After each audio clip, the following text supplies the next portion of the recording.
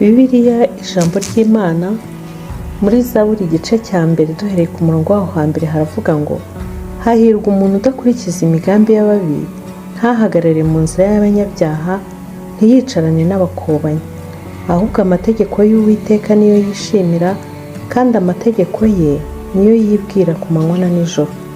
Uwo azahwana n'igiti cyatewe hafi y'umugezi, cyera imbuto zacyo igihe cyacyo, ibibabi byacyo ntibyuma, icyo azakora cyose kizamubera cyiza.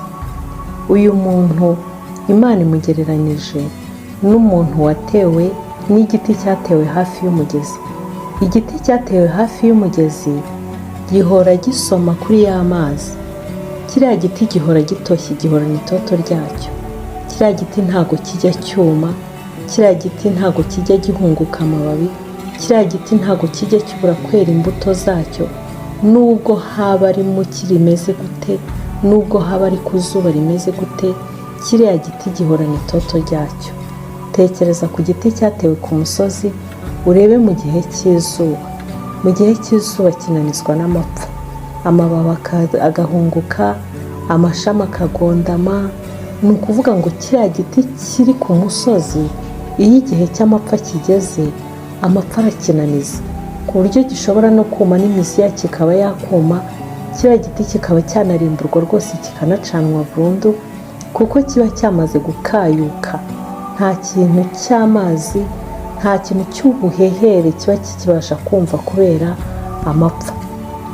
Ariko iki giti cyatewe hafi y'umugezi gihora gitoshye, gihora cyumva amazi, gihora kiguwe neza, gihora cyera imbuto zacyo. Igihe cyose umuntu yagishakaho imbuto, igihe cyose umuntu yagishakaho amababi, kubera ko cyo ntago kijya cyuma. Iki giti rero kigereranijwe n'umuntu wafashe umwanzuro wo kwizera, agafata ubuzima bwe akabushyira mu Mana. Uyu muntu nubwo azanyura mu bibazo, uyu muntu nubwo azageragezwa n'ibintu bikomeye, uyu muntu nubwo azatukwa, uyu muntu nubwo bazamuvuga, uyu muntu nubwo bazamusebya, uyu muntu nubwo azahura n'inzara, uyu muntu nubwo azahura n'ubukene, uyu muntu nubwo azahura n'urwango n'ibintu bibi byose byo mu isi bikamukubitaho, uyu muntu azahorana itoto, uyu muntu azahorana ibyiringiro, uyu muntu azahora yera imbuto, uyu muntu ntazagira umujinya, ntazagira kamere, ntazatukana, ntazashwana, ntazasambana, ntaziba. Uyu muntu azahora ibyiringiro bye biri mu Mana. Igihe icyo ari cyo cyose umuntu azamushakiraho imbaraga, cyangwa se umuntu azamushakiraho inama, azazimusangana, kuko nta mushiha, nta mutima mubi, nta bugome. Hejuru y'ibibazo byose azaba arimo anyuramo, uyu muntu azakomeza kuba ari wa wundi. Ariko kiriya giti cyatewe kiriya giti kiri ku gasozi, uriya muntu umeze nka kiriya giti, uriya muntu udafite urufatiro muri Kristo, udafite urufatiro ku Mana, ikizamugeraho cyose azuzura kamere, azagira umujinya, azagira uburakari, azakora ibibi byose. Umuntu rero ntago azaba ahwanye n'uyu nguyu wafashe umwanzuro wo kwizera Imana. Uyu muntu baramuvuga mu gice cya 4, baravuga ngo ababi ngo ntibamera batyo, ngo ahubwo bahwana n'umurama utumurwa n'umuyaga. Ni ukuri umuyaga, ahantu umurama urunzi, umuyaga uhageze uradwugurukana, wa murama ukaguruka wose ukagenda.